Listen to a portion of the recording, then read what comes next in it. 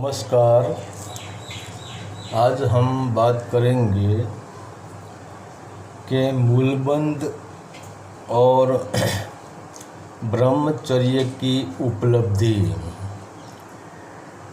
ब्रह्मचर्य की उपलब्धि के लिए, ब्रह्मचर्य की प्राप्ति के लिए मूलबंध को मानना आवश्यक है।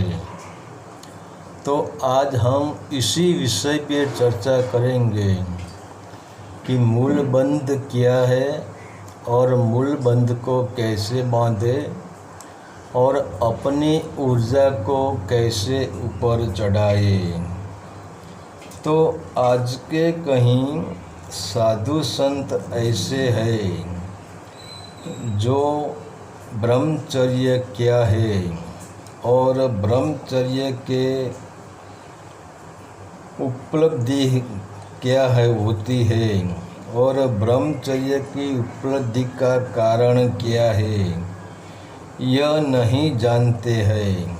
और ऐसे लोग खुद ही ब्रह्मचर्य को दबा रहे हैं और न जाने ब्रह्मचर्य को, काम वासना को दबाने के लिए वह लोग क्या क्या कर रहे हैं। कोई गांजा पी रहे हैं, कोई भांग पी रहे हैं, कोई धतूरा खा रहा है, कोई केले का पान का रस पी रहा है, कोई नीम और हल्दी का सेवन कर रहा है, कोई शरीर में वीर्यहीन बने, शरीर में शक्तिहीन बने, शरीर में ऊर्जाहीन बने, इसीलिए भूखे मर रहा है। तो क्या भूखे मरने से तुमने काम वासना पे विजय पा लिया? और क्या गांजा, चरस, भांग, धतूरा या केले का पान का पानी पीने से तुमने काम वासना पे विजय पा लिया? तो यह तो ऐसा हुआ कि तुम खाना नहीं खाएंगे तो न तुम्हारे शरीर में क्षय रस जाता है और न वीर्य बनता है, तो तुम निर्धन बन गए, सूखा हुआ कुआं बन गए।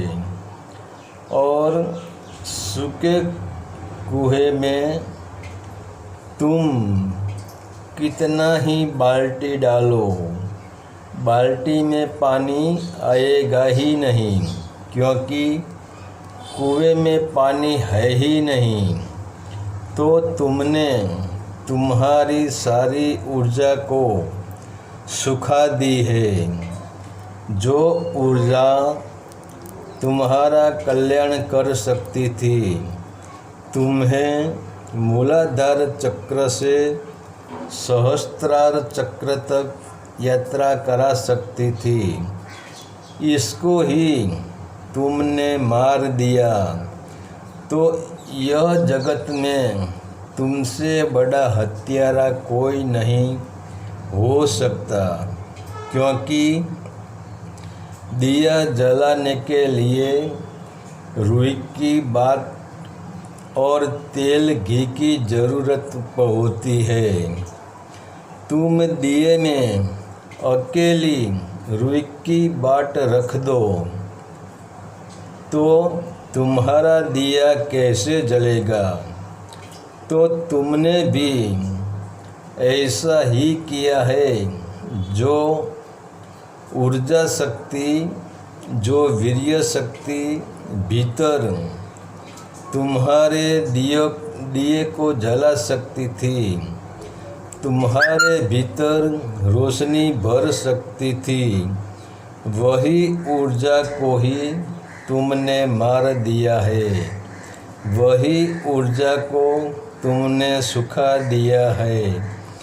तो जैसे एक सूखी नदी सागर से नहीं मिल सकती है, क्योंकि जो नदी सूख गई वह निर्बल हो गई, वैसे ही तुम निर्बल होकर सागर से मतलब सत्य से यानी परमात्मा से नहीं मिल सकते हो। क्या तुम ब्रह्मचारी हो, शूरवीर हो, परमहंस हो कि महावीर हो? तुम कुछ भी नहीं हो। तुम सिर्फ कायर हो, तुम सिर्फ नपुंसक हो, तुम सिर्फ सूखी नदी हो जो सागर को नहीं मिल सकती है। तुम एक निस्तेज भिखारी हो। और आज ऐसे धंधादारियों ने संसार में कितनों के घर में आग लगा दी है, क्योंकि जो इनके पास कोई सेवक गुरु कराने के लिए आता है तो वे वैसे लोग आने वाले सेवक को समझा था कि काम वासना पाप है। काम वासना यानी नरक का द्वार है, तो तुम्हें ब्रह्मचर्य में रहना पड़ेगा। और आने वाला शिष्य या सेवक भी मुझे तो पागल लगता है, क्योंकि अगर मैं ब्रह्मचर्य में रहा तो मेरी पत्नी को संभोग का रस है, वह संभोग की प्यासी है, तो उनका क्या होगा? और फिर ऐसे लोगों के घर में जो न बनता था वह बनता है, अनहोनी हो जाती है। स्त्री अपने पति को नफरत से देखती है, क्योंकि एक पहिए से संसार नहीं चलता है। अगर तुम्हें ब्रह्मचर्य में रखना है तो पति पत्नी दोनों को एक साथ में बुलाओ और यह दोनों को असली ब्रह्मचर्य की उपलब्धि का राज बताओ और कह दो कि इसमें जल्दी करने की कोई ज़रूरत नहीं है। तुम्हें जितना संभोग करना है कर लो, इसमें मैं बाधा नहीं डालता हूँ। मैंने भी मूलबंध बांधा है और यह प्रयोग मैंने किया है और मुझे सफलता मिली है। तो तुम्हें जब समय मिले तब दोनों नासिका से श्वास भीतर नहीं लेना है, न बाएं से और न दाएं से। मतलब तुम्हें पिंडा और पिंगला दोनों नाड़ी को बंद कर देनी है, श्वास को भीतर लेना नहीं है, सिर्फ भीतर से खाली होना है। भीतर की श्वास दोनों नासिका से बाहर की ओर फेंकनी है और यह प्रयोग तुम जारी रखोगे तो तुम्हारा मूल बंध जाएगा और जो तुम्हारी ऊर्जा काम वासना या संसार की ओर बह रही है वह ऊर्ध्वगामी बनकर मूलाधार चक्र से ऊपर उठने लगेगी। और एक दिन ऐसा आएगा कि तुम्हें ब्रह्मचर्य की प्राप्ति हो जाएगी। और तुम असीम के यात्री बन जाओगे। तुम्हारे दोनों के भीतर आनंद का फूल खिल जाएगा और तुम समय आने पर संभोग से महासंभोग का आनंद ले सकोगे। और वही तो है ब्रह्मचर्य कि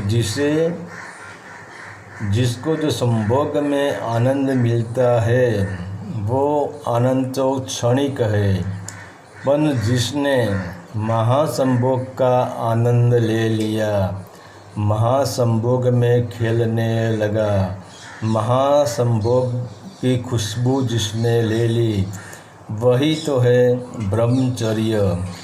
और वही ब्रह्मचर्य की उपलब्धि के लिए हमें हमारी ऊर्जा जो मूल बंध से नीचे की ओर बहती है, वही ऊर्जा को ऊपर उठाने की ज़रूरत है।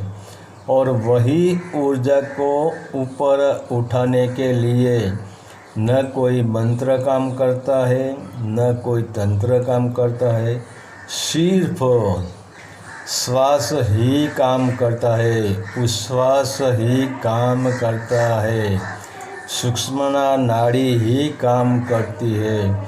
तो जब जब समय मिले तब तब उच्छ्वास लो। उच्छ्वास मतलब श्वास, भीतरी श्वास बाहर फेंको, भीतर श्वास लेना ही नहीं है। हरि ओम तत्सत। आदेश का प्रणाम।